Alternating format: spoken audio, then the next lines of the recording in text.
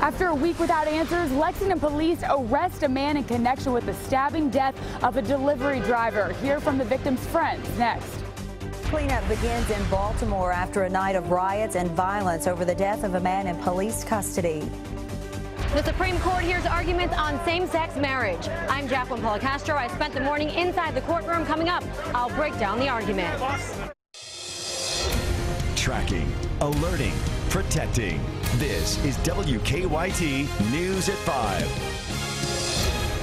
The victim's family calls it a relief. Today, a man is sitting in jail charged in the murder of a Pizza Hut delivery driver. Police arrested Antonio Lewis late last night. They say he killed Salahuddin Jitmud as Jitmud made a delivery to an apartment on Trent Circle 9 days ago. WKYT's Jordan Valines has more on the arrest in our top story at 5.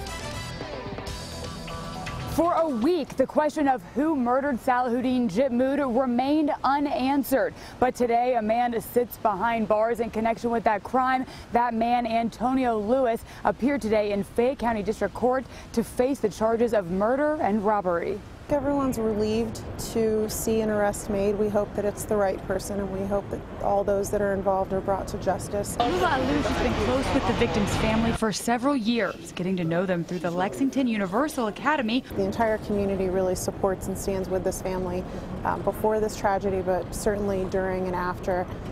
They're always going to be considered a part of the Lexington Muslim community, which is the Islamic school in town. Since Salahuddin Jitmud's murder last week, she's kept in close contact with them. Just this morning, she spoke with the family about their reaction to the recent arrest. They're relieved in one way, but also certainly still mourning and grieving for the loss of their son and their brother. She says the next step is ensuring that justice is served for the man who meant a lot to many. Today, police told us that more arrests are possible in this case. In Lexington, Jordan Valines, WKYT.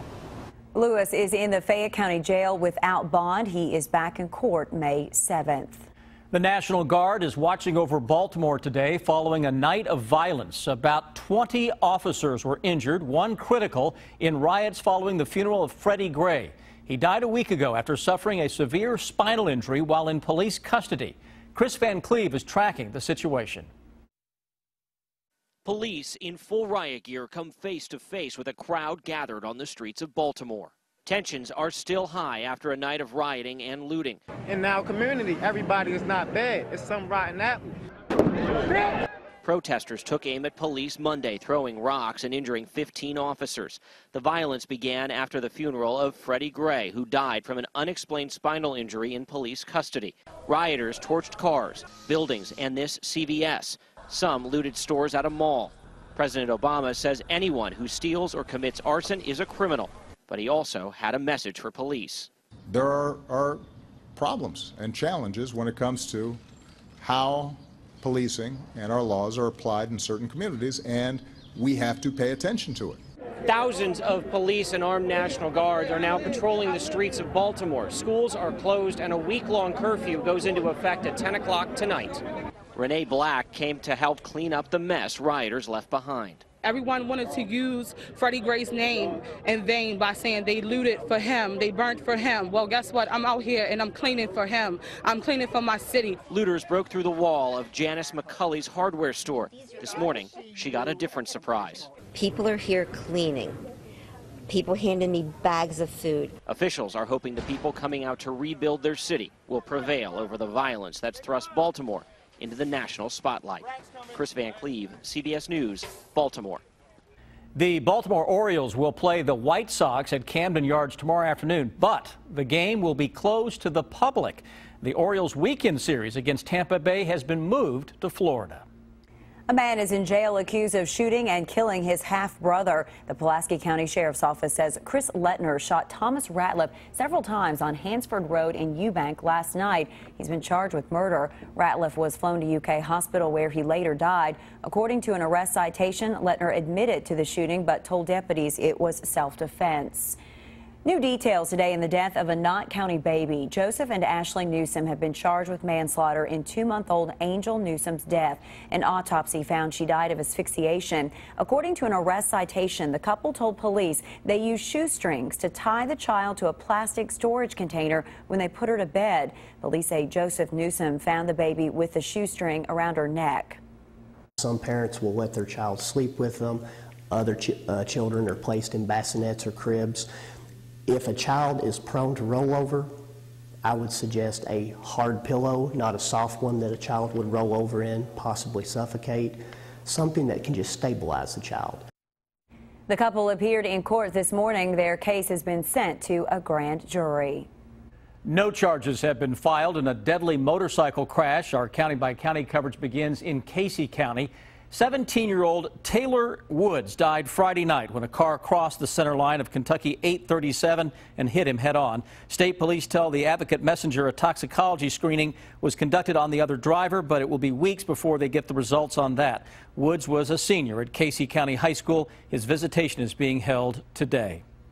A crime alert today for people living in part of Madison County. Berea police say about a half-dozen cars were egged and shot with BB guns. The crimes happened in an area off of Jason Circle and Edgar Drive. They're asking anyone who has seen any suspicious activity to give them a call.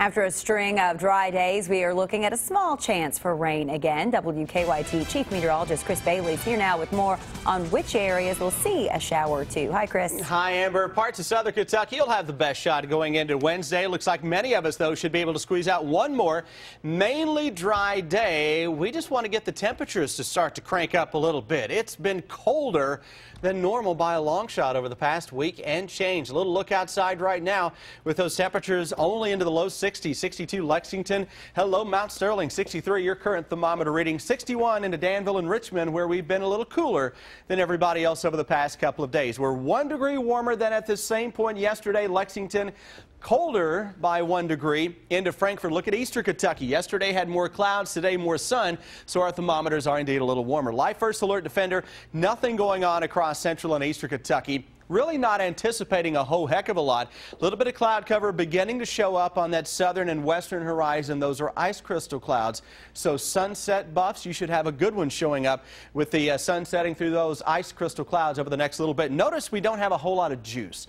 Not a whole lot of rain showing up. A lot of that is mainly tied up across the Gulf of Mexico. Though over the next couple of days, shower chances begin to increase a little bit.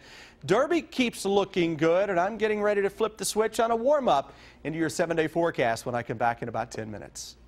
The arguments have been made, and now the nation waits for a decision. Today, both sides of the same-sex marriage debate went before the U.S. Supreme Court. The arguments came from cases out of Kentucky, Ohio, Tennessee, and Michigan. Jacqueline Policastro was inside the courtroom for the hearing.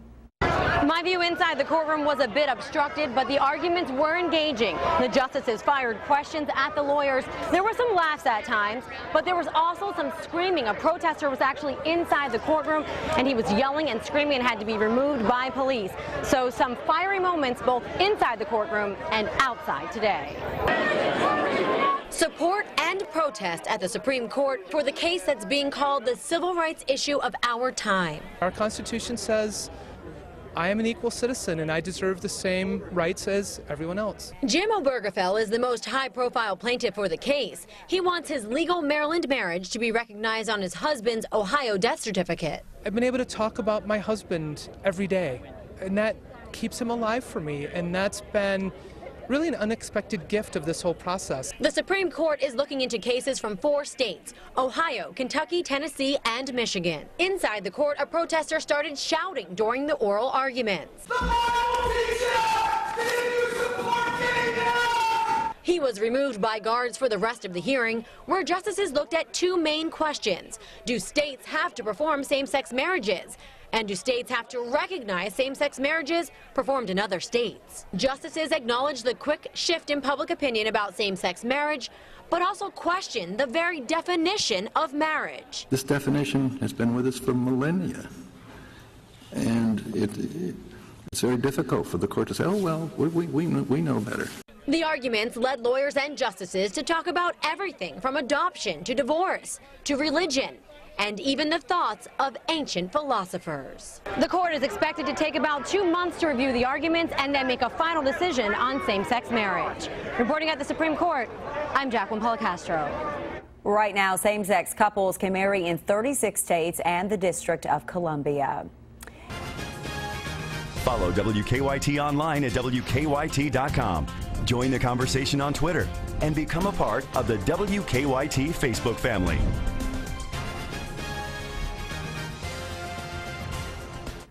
The Prime Minister of Nepal estimates as many as 10,000 people might have died in Saturday's earthquake. So far, the official death toll in Nepal is at 5,000. Rescue teams have been racing to save people still trapped in the rubble. And while aid is pouring in from around the world, some of it is being turned away because Kathmandu's airport is too small to handle all the traffic. The first witness took the stand in the James Holmes trial. Holmes is accused of opening fire in a Colorado movie theater in 2012, killing a dozen people and injuring about 70 others. Kate Medley and her husband were in the theater at the time. He suffered a critical wound to his head. She was 9 months pregnant at the time.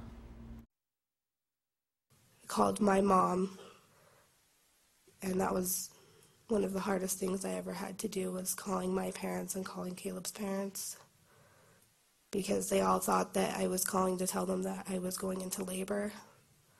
And instead I got to tell them all that Caleb had been shot and was probably dead. Now, Medley gave birth days later in the same hospital where her husband was being treated. He was the last person released and went to a long-term care facility. An Alabama motel welcomed an unusual guest. A small plane landed in the parking lot. Witnesses say it came in low, clipped a tree, took out a power line, and bounced along the parking lot before coming to a stop. The airport is less than a mile from where the plane finally landed. The pilot was the only person on board, and he was not hurt. It is hard to know what to expect if you ever hear the words "you have breast cancer." Think about what that would be like after just giving birth and having a 2-month-old at home. In this month's Talk Pink, I want to introduce you to a woman who has fought cancer and as a reward is pushing herself to the next limit. Why she says if you can survive cancer, you can survive any challenge that comes your way. Grace Cho is building endurance. Her attitude helps push her. I'm very optimistic and positive, and I try to be happy all the time. At 38, this wife and mother has had her endurance tested far beyond what her trainer could push her to do. It was 2 months after my son was born. I was 35 years old.